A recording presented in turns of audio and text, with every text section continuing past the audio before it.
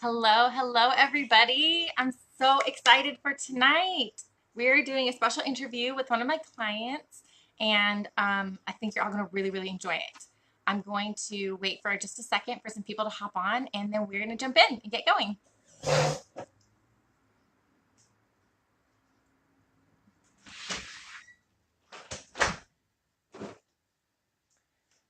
All right, I had to close my door because of noise. All right, let's see who's coming on. Erin, hi, how's it going? All right, she's here. Oh, okay. Hello, you guys. Hello. Um, Tonight we are going to be speaking with Marcia. She's a rock star, amazing woman, and we're gonna learn a little bit about her journey and everything that she's been through. Hi, Martin. Thanks for showing up. So glad to have you here. Let me bring her on camera, and we will get started. All right, just a minute. Hi, everybody. Hi, Vincent. Hello, Marcia. Hi, How are you today? I'm good. Thank you for coming on. I appreciate it. Well, I'm happy to be here. Great, great. Okay, so we have a couple of people watching. So let's get started. Can you give us a little bit of background on yourself and how you got into personal development? Well,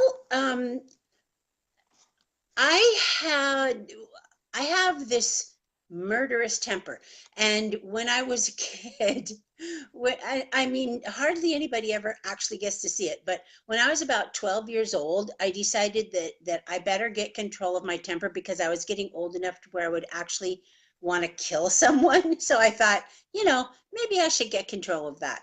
So that was sort of the beginning of me trying to um, change the way I dealt with things in order to have a more peaceful life. And then it just sort of took off from there. I never really stopped trying to find ways to be better.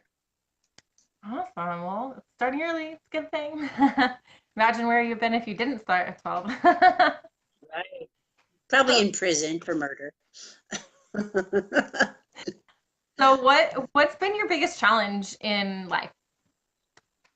Oh my gosh, overcoming my childhood programming. Oh my gosh. I grew up in a really abusive and neglectful home, and you know, like things I would hear all the time. You're good for nothing. You're not worth the powder it takes to blow you up. You'll never be good for anything. You'll never amount to anything. Stuff like that. And I just heard that day after day after day. So overcoming my childhood programming is pretty much the biggest thing. Yeah, I can imagine that that would be very difficult to overcome having to hear that all the time. How's coaching helped you with that? Well, actually, it was sort of it wasn't a direct route actually. I I started taking some or being prescribed a series of psych meds when I was in my 30s, which did really nothing for me except make me put on like 100 pounds. So I started out trying to lose weight and get in shape. And after I'd been doing that for several weeks, I just wasn't feeling it. And Well, I realized then that what? you kind of glitched for a second. What was that last thing you said? Like when I was trying to do the like weight loss and getting in shape, I was doing it for several weeks, but I just wasn't feeling it. Like there was something that just wasn't. I couldn't get with it. And that was when I realized that I needed to switch from fitness to mindset. And Hmm. when I started with mindset, that was when I realized that I was going to have to start overcoming some of my programming from childhood, and then it just sort of went from there. I see that seems to be a common theme for mindset coaching and coaches switching from Yeah. fitness. Fitness is a great door opener. It opens your mind, and because once you start um, seeing how your body changes and realizing that it takes more than just lifting weights, it takes an incredible mind shift in order to be able to see those results and hold on to those results. People just kind of naturally, I think, gravitate towards like, oh, my real issue is deeper than, my skin. So, okay.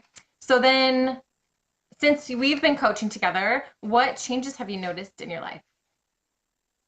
Well, um, one of the things that I needed to do to overcome my childhood programming was to learn forgiveness, because, well, I mean, my stepfather was massively abusive, and you can imagine that after, like my whole growing up life being that I had some serious anger issues, rage issues, hurt and betrayal and all that junk, and learning to you, in fact, you, before you were even a coach, you led me through this profound experience with forgiveness that helped me just, well, it just changed everything for me. um, and also coming to learn to see that everything is a growth opportunity, um, because I mean, I didn't think that way before. I thought everything that went wrong was God punishing me for being a bad person or playing tricks on me or whatever. And also, I'm able now to recover from difficult experiences more easily than before. So That's fantastic. yeah, it's Congratulations. such a relief.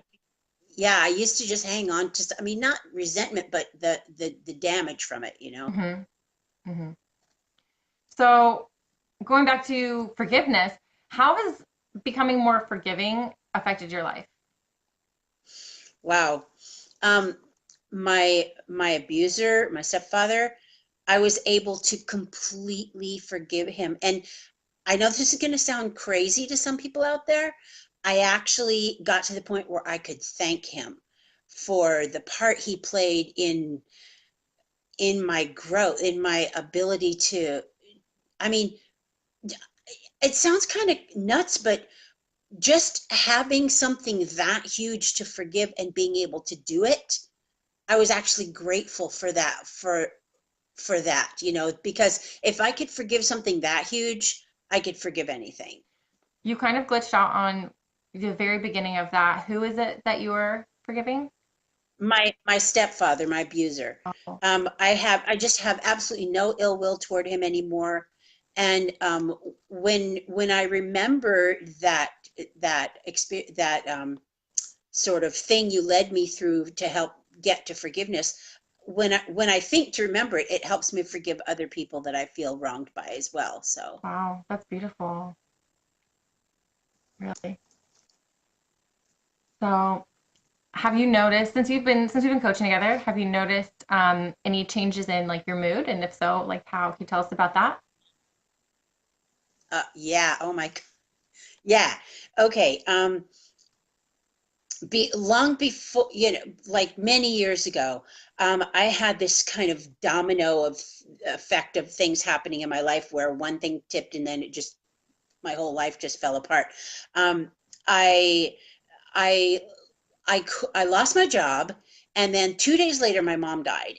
And then exactly 1 month after my mom died, my dad disappeared. And at the same time that all this was going on, my relationship broke up.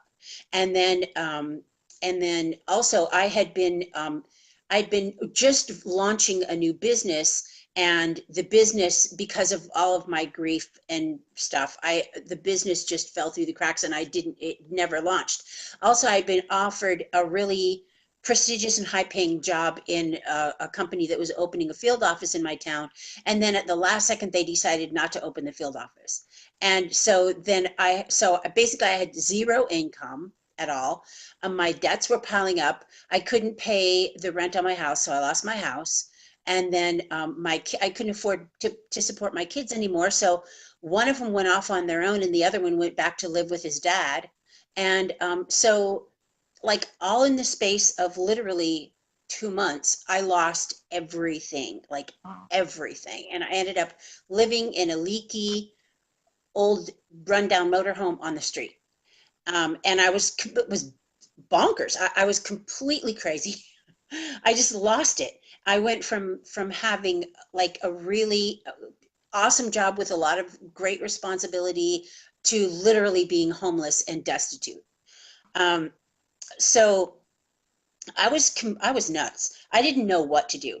And you actually came along about then, and you you helped me. I mean, like, I didn't know what to do with myself, and you came along, and you actually were the one that drove me to a hospital to get a psych eval to see if I should be institutionalized or whatever. But that didn't happen. And so luckily I had like state insurance, so I went to a Wait, wait, wait. psychiatrist. And You're starting to get kind of glitchy. Can you repeat that and maybe a little bit slower? oh sure, where did I glitch out? Just like the last sentence or so. Oh, yeah. Well, so I was on state insurance, luckily. So I went to a, a psychiatrist, and he put me on psych meds because I thought that was the answer. I didn't know what else to do, Mhm. and I started going to counseling. So that was like you launched me into the beginnings of my recovery. Um, and then a friend, while I was living on the street and completely broke, a friend of mine said, "You need to go to school." And I'm like, I laughed. I was laughing. I'm like, I have learning disabilities. I barely graduated from high school. You know, I, I'm mentally ill. I'm homeless. You expect me to go to college? And she's like, "They'll give you financial aid." And I was like, oh my God, money. So I signed up for college, and which was an insane thing to do. But but again, before you were even a coach, this is so crazy. I mean, so amazing. I knew you when you were in college, and you were a wonderful student. You got such good grades. I mean, without even trying. And I'm like, well, I bet I'm as smart as she is. I bet I could do that. And so partially because of your example, I just threw myself into college because also I didn't have anything else to do. And I spent every spare minute working on my studies. And as it turned out, I graduated at the top of my class, summa cum laude. From that was my Ah, AA, and and then I went from there. I got a scholarship to a 4-year school in Oregon, and I'm like, are they crazy? I can't go. I'm poor. I'm homeless. I can't go all the move from San Diego, California to Oregon, Portland, Oregon to go to school. It's crazy. And you're like, you told me, you're I like, do remember. it. I was like, do it, do it, do it. Just go, just go, just go. And you're like, well, what about this? And what about that? And I was like, forget all that stuff. Just go. I was like, this is what Yep, you yep. need. Like, you're being called to do this. You're being drawn to this. Like, you can't deny when you have a calling like that, you can't deny. You have to follow through on it. I remember that telling you, just go, just go, just go. Yep.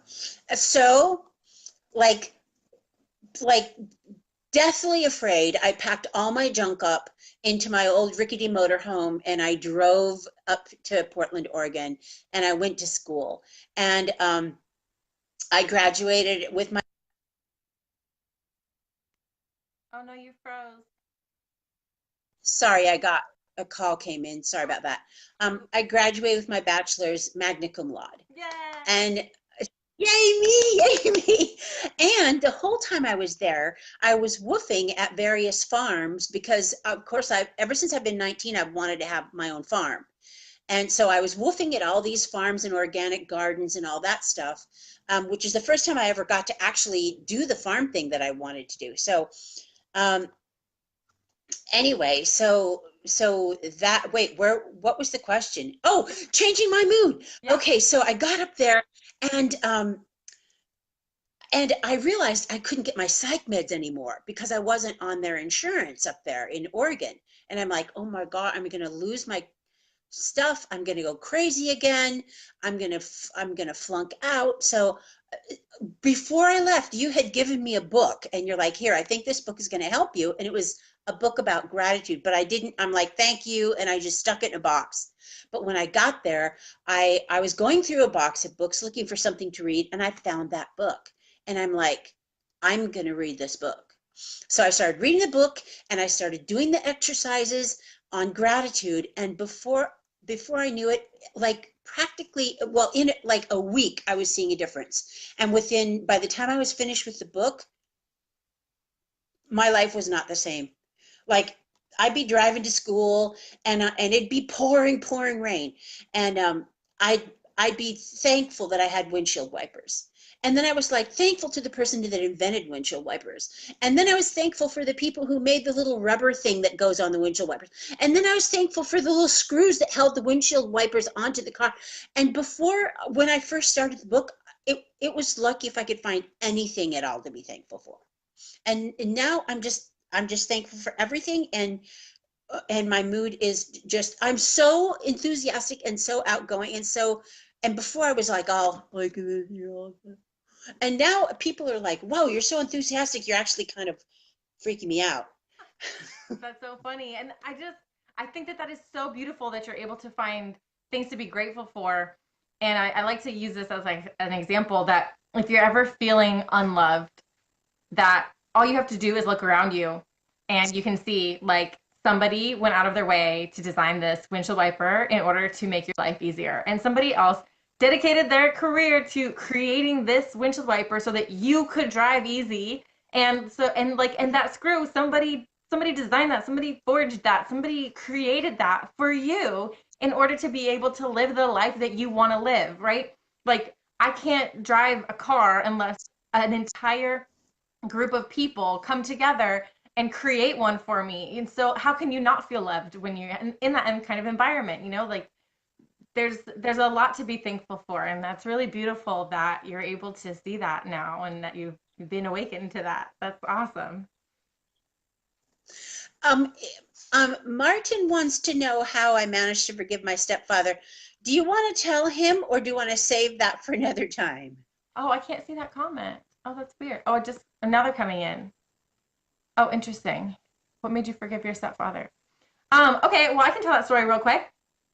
So this was something that I heard at a personal development seminar, and it just stuck with me, and I resonated with it, and I've been sharing it with everybody I can think of to share it with because it was so beautiful.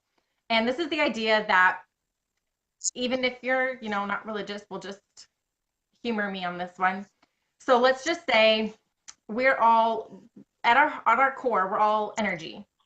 So when we are in our soul bodiless form, floating around in the ether, we are just little balls of energy, basically. And then there's like a big ball of energy who kind of like organizes everything and keeps things under control. And these little energy balls can look down at the world and see what's happening and see all the cool like movement and stuff and everything that's going on. And one of these little balls of energy is looking down on Earth and sees this person learn forgiveness and was like really touched by that emotion and was like, that's really, really beautiful that somebody can feel love towards somebody regardless of what has happened or what they've done to them. And I want to be able to feel that.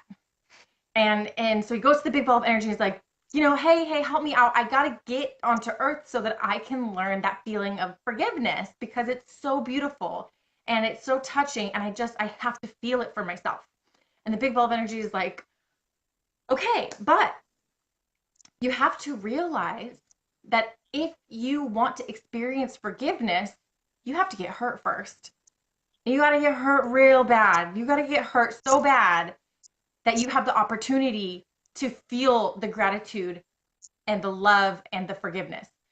That like you're not going to be able to experience that unless you get hurt. And the more intensely you want to feel this, the more hurt you have to be.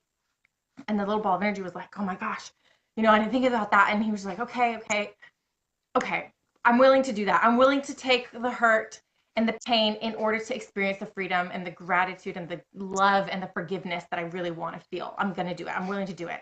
And now the big ball of energy says, okay, good. Now what you have to do is you have to find somebody else who's willing to hurt you so that you can feel that. Because you have to find somebody who's going to agree to do that for you because it is going to hurt them worse than it's going to hurt you because they're going to have to live with what they've done. And sorry, this always makes me cry. I don't know why. So then Me too. so somebody else, one of these other energy balls or whatever, is overhearing this conversation and is like, hey, I want to help. He comes over and says, I love you so much and I want you to have this experience.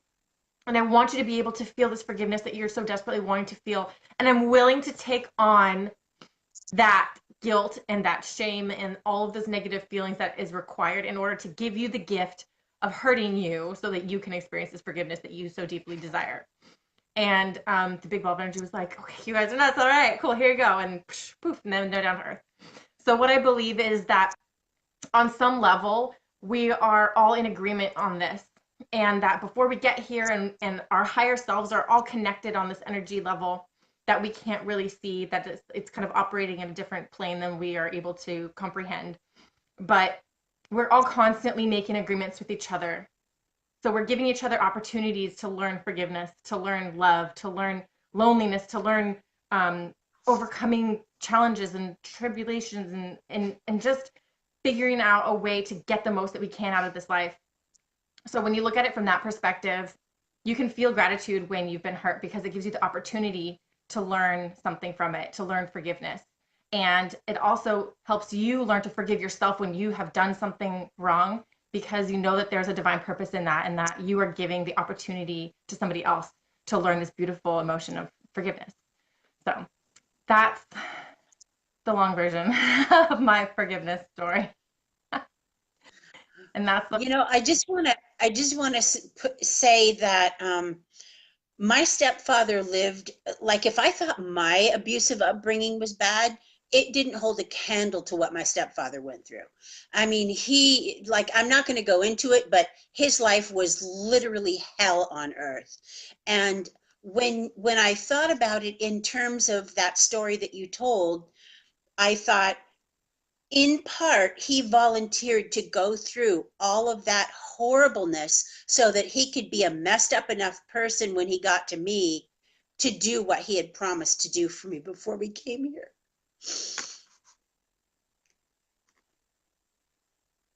And that's why I'm grateful to him, because he made that sacrifice. yeah. And when we look at it like that, it just makes everything feel like there's a purpose in your pain. It's not just for nothing. So Sorry about that. thank you for sharing. Katie says that's a great way to look at it. You both have beautiful energies and hearts. Thank you.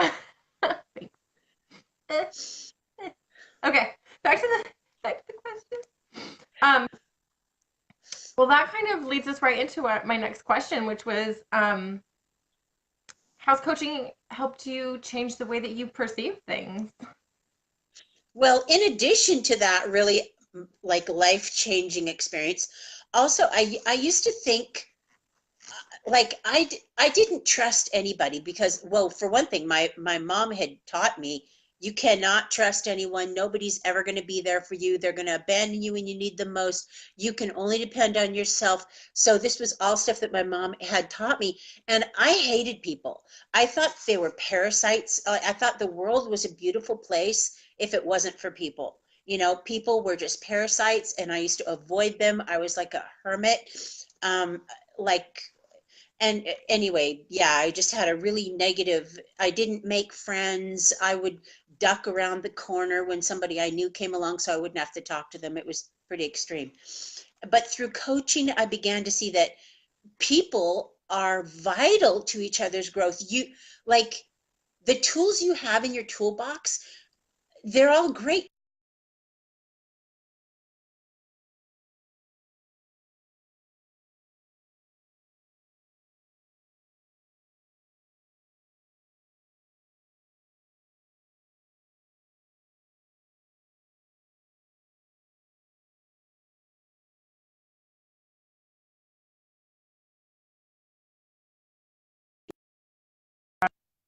Sorry, I lost connection that time.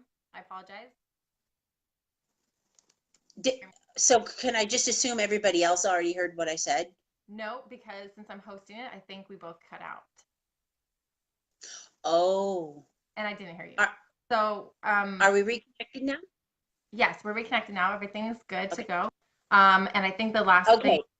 what I saw was that people or heard was that people are not parasites, but you need them. Yes, that we need each other for growth, because there's only so much that we can do by ourselves. Like we without each other, we have to have relationships because relationships offer growth opportunities, you know, and hurtful things that happen and joyful things that happen, these are all growth opportunities, and the most intense ones we have oftentimes are the ones we have with other humans. So I don't feel that way about people anymore, that they're just parasites on the earth. I feel like we all need each other. Definitely. So that's a big perception shift in my book. I mean, I used to daydream about living in a hut in the forest and being that crazy witch lady that everybody came to get potions and stuff.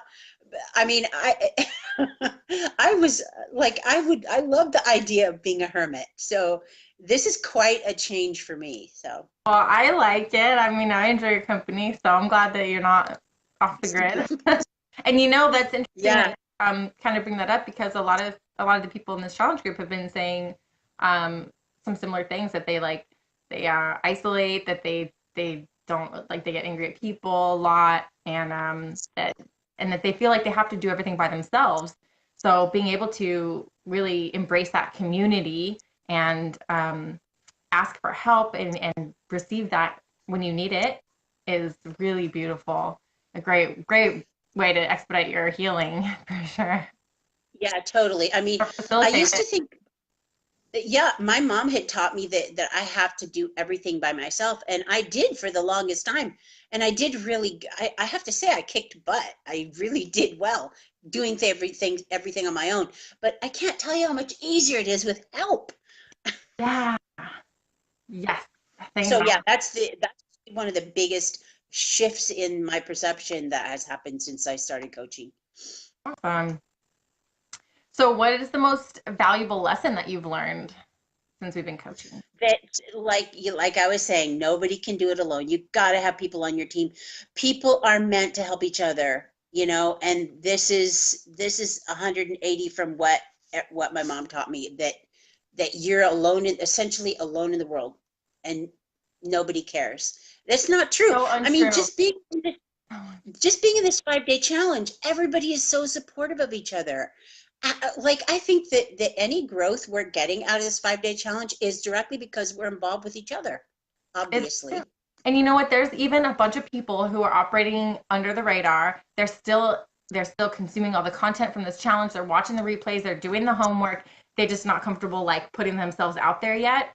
So for those people who are watching who we haven't heard from yet, we love you and we're here to support you. So if you feel inclined after watching this, post up something in the group, but we will love to support you. Yeah, absolutely. I mean, like in spirit, we're there for you, even if we Yeah. don't know you're lurking. Yeah.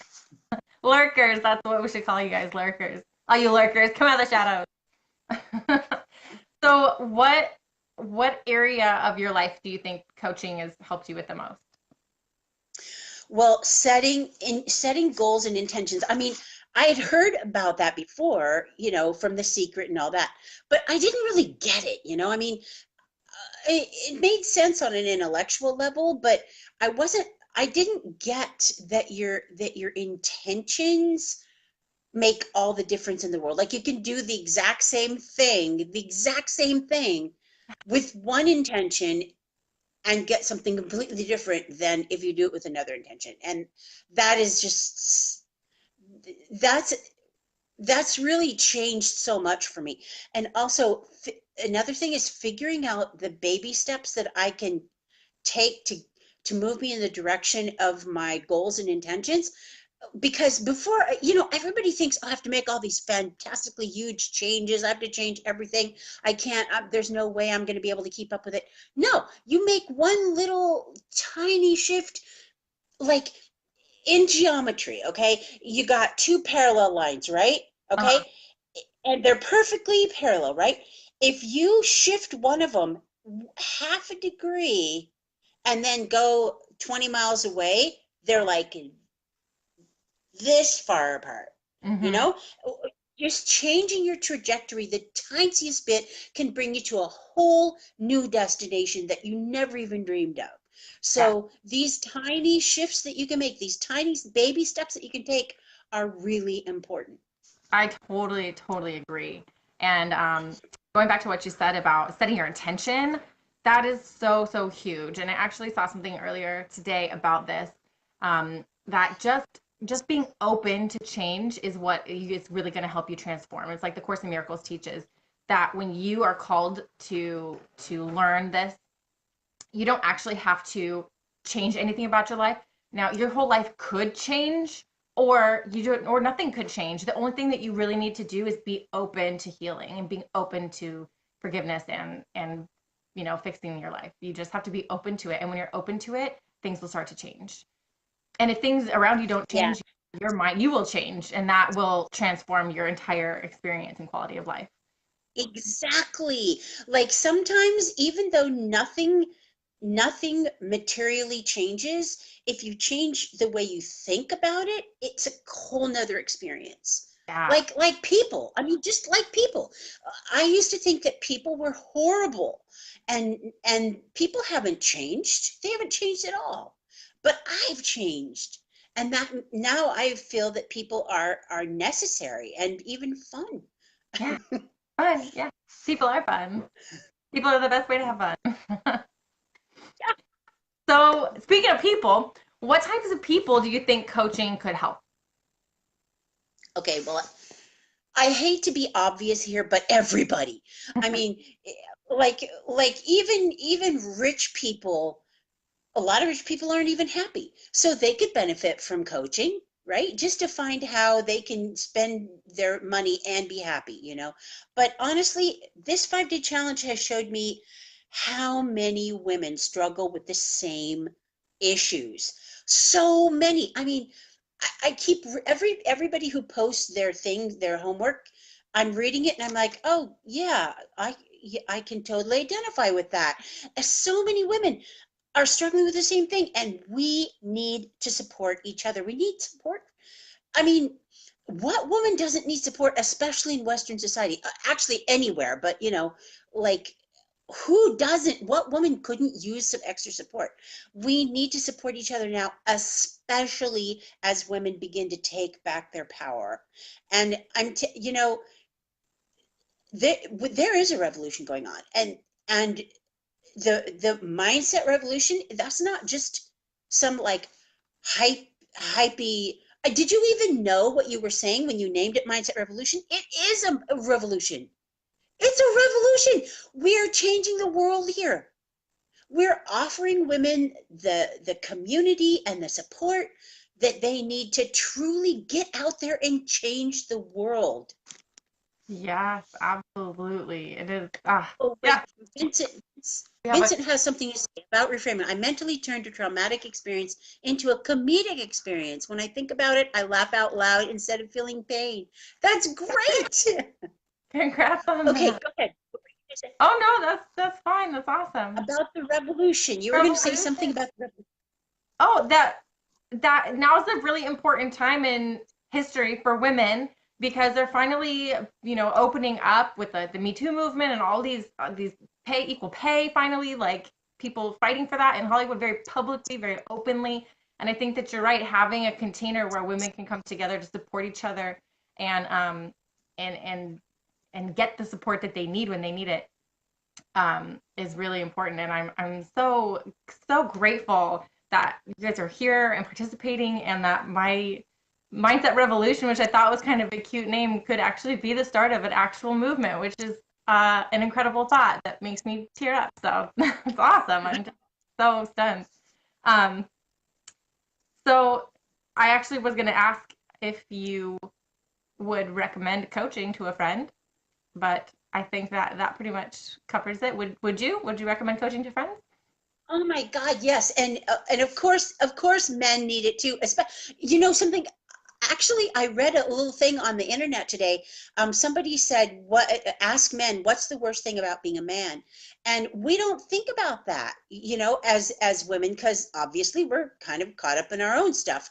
But men, one of the things that they said the most is that they're not allowed to have feelings. They're not allowed to talk about their struggles and their pain. Their buddies don't want to hear that, you know, and And so coaching, especially, I mean, I I mean, for a man to come into a forum full of women that are all talking about this stuff and feel welcome there, where they can just like talk about their feelings and talk about their struggles, they're going to find a more receptive audience there, you know? Yeah, and I So mean, our society is anyway, really not into men being vulnerable at all. You know, they got to be like strong and like got this hard shield, and they handle it, and like they don't get bogged down by anything, and they just go and they push through and everything. So I think that having a place where they can come and kind of let their guard down every once in a while is good. You know, because finding that balance where they can be the strong men on the outside of the community when they need to be in their lives, and then having this place where they can come and kind of like let it loose a little bit would be very, very helpful. And same for women, you know, just kind of for everybody. Martin, yeah, that's right. So you were my first paying client. Ah. Do you feel that's like right. I knew Mariah when she was nobody. true? Very true. Um, do you feel like coaching has been worth the investment? Oh my God. Okay. Yes. Okay. Yes. Yes. Yes. Every dollar I've spent, every minute that I've spent has paid me back in solid gold. I mean, I can't even tell you I'm a different person. Or maybe I'm the person that I should have been without all the baggage and crap that got loaded onto me. You are But you. You're this is who I am. revealing This yourself. is who I really am.